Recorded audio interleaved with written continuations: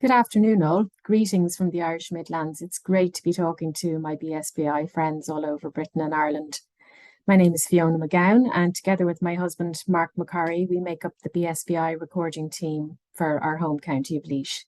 So I thought I could bring you on a whistle-stop tour of our county today, just to give you an idea of the plants and habitats found in this oft overlooked Irish Midlands as people rush to our more glamorous coastlines. So here we are, the only county to have retained its Irish spelling. It's pronounced like the English word Laois, but it is named after a 5th century clan who ruled here and clearly left a strong legacy. We're the second smallest county in Ireland and the most landlocked, which of course has implications for flora and fauna. You know, we can often be the warmest part of the country in the summer or the coldest in the winter, and we don't get as much rain as other counties, especially in the western half of the country.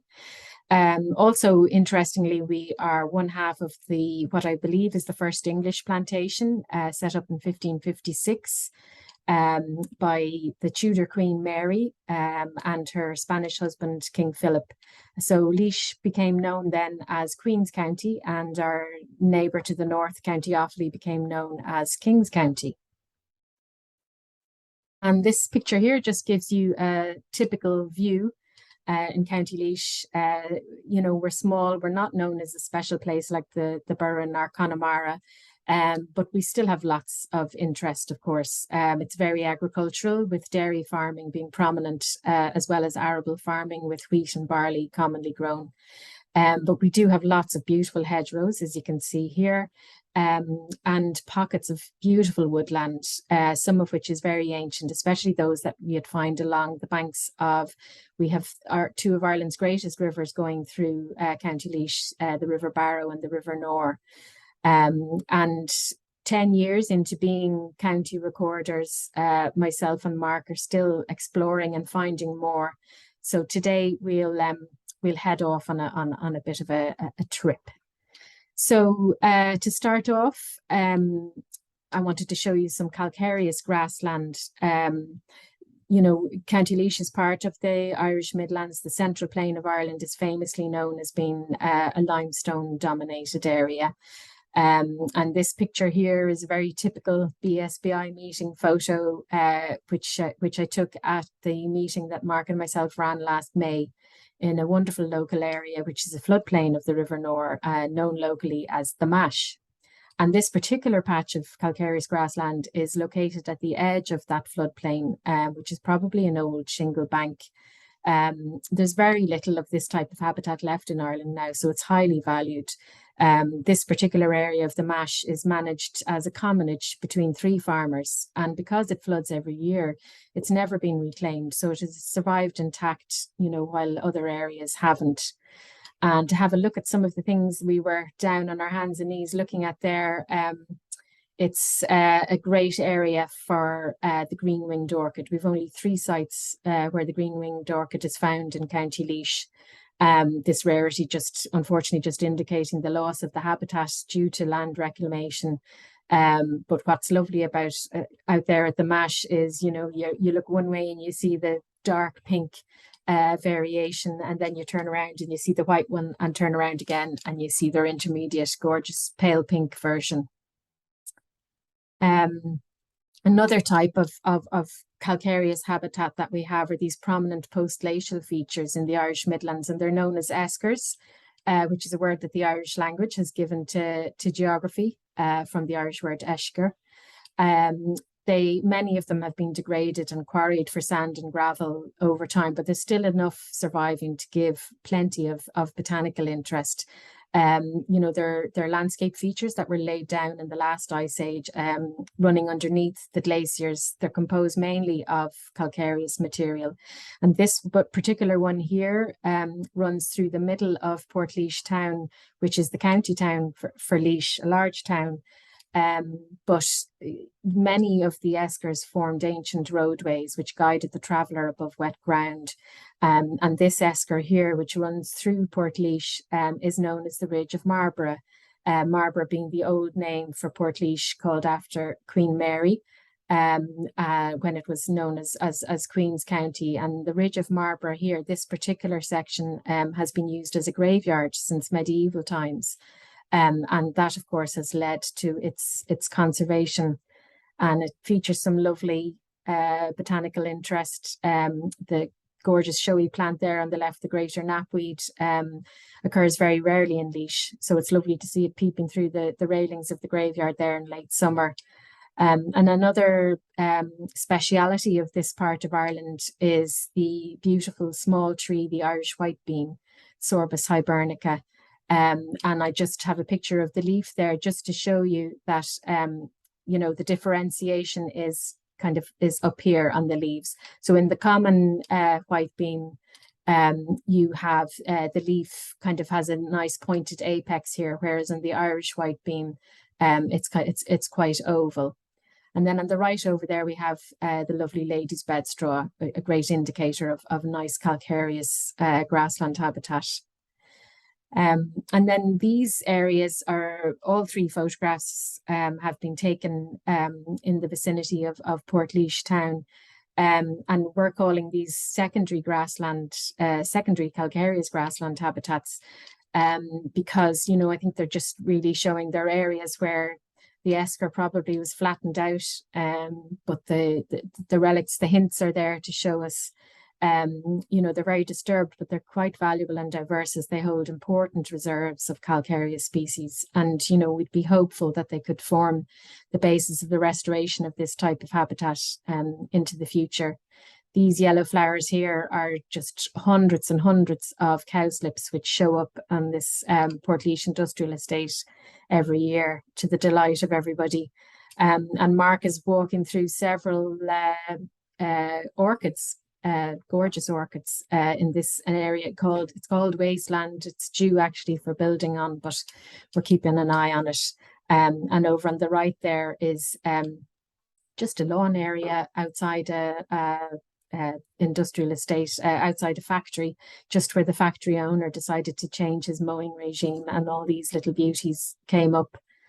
The cowslips are spreading fast along road and motorway verges here, to the delight of everybody. Unfortunately, I only know of two old hay meadows where cowslips grow now, but we have lots of them growing in areas, you know, that aren't mown as much. And there's a big patch growing on the main Dublin Cork Road through County Laois on the motorway, which is great. Bee orchids have been popping up in lots of spots, you know, in disturbed calcareous grassland areas. You know, we're finding them on roundabouts and along the motorway again, and in disused quarries. And then this, another little green-winged orchid, this became a star of the first lockdown of the pandemic, because it reappeared in Portlaoise for the first time in over 120 years. The last recorder was none other than Robert Lloyd Prager himself, who recorded this orchid, you know, clearly on probably what was the esker, the Ridge of Marlborough. And this housing estate, you know, the grass verge there, you know, must have been some of the flattened esker soil, and the mowing wasn't going on as per normal because of the pandemic. So this little beauty popped up and made the news.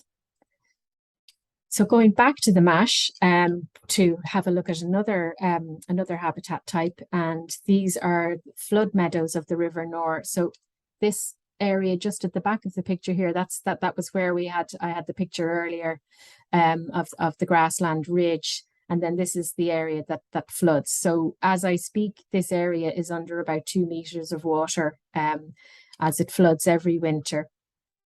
And the flood meadow isn't particularly diverse, but it is special to us because we just don't have that much wet grassland left in Ireland.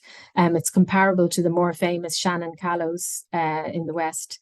But you know, previously these wetlands would have been much more extensive, but over the last 2 centuries, of course, they've been drained. And you know, it's easy to see. You can see this on the Ordnance Survey maps of the 19th century. You can see the big drains that were dug through the areas. but there was still plenty to look at, and some lovely trees, and very diverse hedgerows here. We have some beautiful old willows, and this is a black poplar. So yeah, you know, some of those hedgerows feature the purging buckthorn, Rhamnus cathartica, which doesn't occur that commonly. And of course, this special one here in the centre is, we think, the Irish marsh orchid.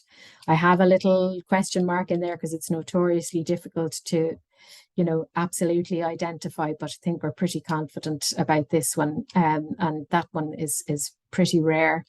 And the ragged robin is a lot more common, but very pretty. And moving on then to another type of river-associated habitat that we have here in Laois is alluvial woodland, you know, found running along the rivers. This particular picture here is what well, it's a secondary habitat because it formed on cut-over raised bog.